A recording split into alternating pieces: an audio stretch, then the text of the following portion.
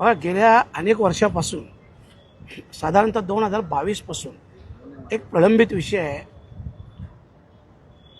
प्रशांत पाटील, सिद्धेश पाटील, देवेश पाटील, सुमित पाटील या चौघांनी एका बिल्डरशी एक ॲग्रीमेंट केला. साधा करार, म्हणजे रजिस्टरही नाही, नोटरीही नाही.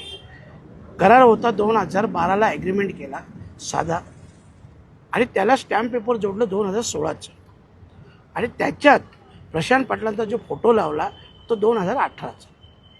म्हणजे एकंदरीत 100% बोगस असा हा करार बनवला. आणि या कराराच्या पोटी त्यांनी 20 करोडच्या वर रक्कम ही त्यांच्या अकाउंटमधून बुलेट ट्रेनमधून घेतली.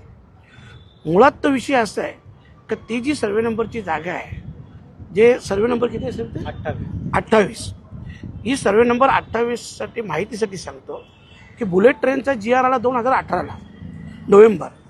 जेव्हा नोव्हेंबर 2018 GR आला त्यावेळेस या जागेत काहीही नव्हतं, जैसे ते जागा होती. परंतु बुलेट ट्रेनचा GR आल्यानंतर 2019ला या लोकांनी त्या जागेत काम केलं. 2021ला हे लोक प्लस त्रिपाठी यांनी तिथे बिल्डिंग बनवली. म्हणजे 2018 नंतर खरं म्हणजे जागा फ्रीज होते, तुम्ही काहीच करू शकत नाही ॲज इट इज. पण 2021 केलं. का केलं यांनी?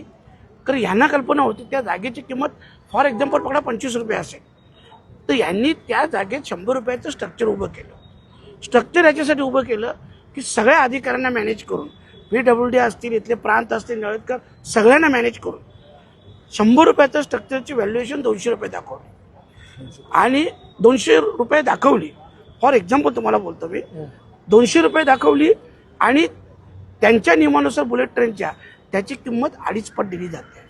म्हणजे त्याची किंमत झाली 500 रुपये. ज्या जागेचे शासनाला 25 रुपये द्यायचे होते त्या जागेचे शासनाला 500 रुपये द्यायला लागले. एक जबाबदार लोकप्रतिनिधी म्हणून माझी तर कर्तव्य आहे. मी स्वतः जो विलंब होत होता, मी स्वतः मागच्या वेळेस न्यायालयात पत्र दिलं, न्यायाधीशांना पत्र दिलं, मी विनंती केली. त्यावेळेस विलंब माफ झाला. परंतु अजून 5 महिन्यापासून जबाब दाखल केला जात नाही. त्याच्यामुळं आज मी स्वतः इथे उपस्थित राहिलो.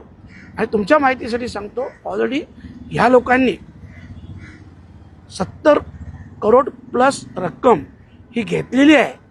आणि वरून तुम्हाला सांगतो 190 करोड रुपये रिव्हॅल्युएशन, जो बोगस बोलतो ना, तो बोगस दाखवून त्याची मागणी केली होती. ती त्यावेळेस मी स्वतः कलेक्टरांना पत्र दिलं, प्रांतांना पत्र दिलं. तिकडनं मी ते थांबवलं. मी खूप जबाबदारीने बोलतो, तुम्ही माहिती घेऊ शकता. तिकडनं मी थांबवलं. आत्ता यांनी नाशिकला एक कोर्ट आहे, हे बुलेट ट्रेनचं काहीतरी कोर्ट आहे, त्या कोर्टात ती 190 करोडची काहीतरी अशी मागणी केलेली आहे. म्हणजे एकतर हे सगळं बांधकाम बोगस आहे. MMRDने स्वतः दिलं की इथं आमची परमिशन नाही, जागा यांनी नाही, काहीच नाही. काहीच नसताना हे स्ट्रक्चर कपिल पाटील, त्रिपाठी यांनी मिळून उभं केलं. आणि शासनाचे अगोदर 70 करोडचे नुकसान केलेलं आहे. आत्ता आणखी 190 करोडच्या आसपास परत रिव्हॅल्युएशनची मागणी केलेली आहे, जिला मी विरोध केलेला आहे, थांबवलेला आहे. आणि म्हणून ह्या लोकांवर हा गुन्हा दाखल व्हायलाच पाहिजे. परंतु वाईट कसलं वाटतं तर ज्या नारपोली पोलीस स्टेशनच्या हद्दीत आहे त्यांनी गुन्हा घेण्यास नकार दिला, नोंदवण्यास नकार दिला. आज या न्यायालयात 2023 पासून प्रलंबित आहे.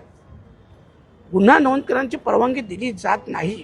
मला वाटतं 156(3)च्या नुसार ना, 156(3)च्या नुसार तो गुन्हा दाखल करण्याची परवानगी ही न्यायालयाच्या माध्यमातून 2023 पासून आता 2.5 वर्ष व्हायला आले, ही परवानगी न्यायालयाकडून मिळत नाही. आणि म्हणून आज मी स्वतः आलो होतो, ऐकलं. पुढच्या 27 तारखेला तारीख आहे, पुन्हा 27 तारखेला मी हजर असेल. कारण हा जो पैसा आहे हा आमचा सर्वसामान्यांचा आहे. सर्वसामान्यांच्या करातून जे पैसे जातात ते पैसे आहेत हे. आणि म्हणून ह्या गोष्टीला माझा तीव्र विरोध आहे. कुठल्याही परिस्थितीत या लोकांवर गुन्हे दाखल हे व्हायलाच पाहिजे.